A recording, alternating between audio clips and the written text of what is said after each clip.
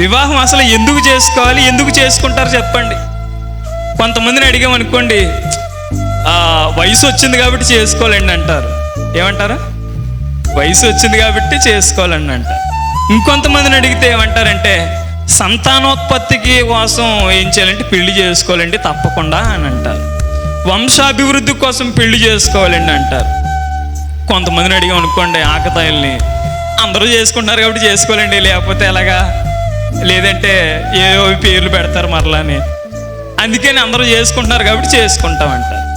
కొంతమందిని అడిగితే శరీరపరమైన కోరికలు తీర్చుకోవడానికి పెళ్లి చేసుకోవాలండి అని చాలామంది మాట్లాడతారు నా ప్రియమైన వాళ్ళు. కానీ నిజానికి దేవుడు వివాహ వ్యవస్థను ఎందుకు ఏర్పాటు చేశాడో ఒకసారి పరిశుద్ధ గ్రంథంలో నుంచి మనం చూద్దామా? అప్పుడు ఆదాము సమస్త పశువులకును ఆకాశ పక్షులకును సమస్త భూజంతువులకును పేర్లు పెట్టెను. అయినను ఆదామునకు సాటి అయిన సహాయము అతనికి లేకపోయెను. దేవునికి స్తోత్రం. హల్లెలూయా, హల్లెలూయా.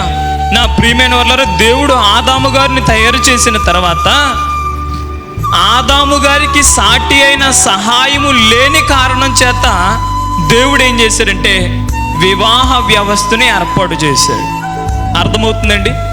సాటి అయిన సహాయముగా ఎవరిని తయారు చేశాడంటే ఆదాములో నుంచి హవ్వ గారిని తయారు చేశాడు.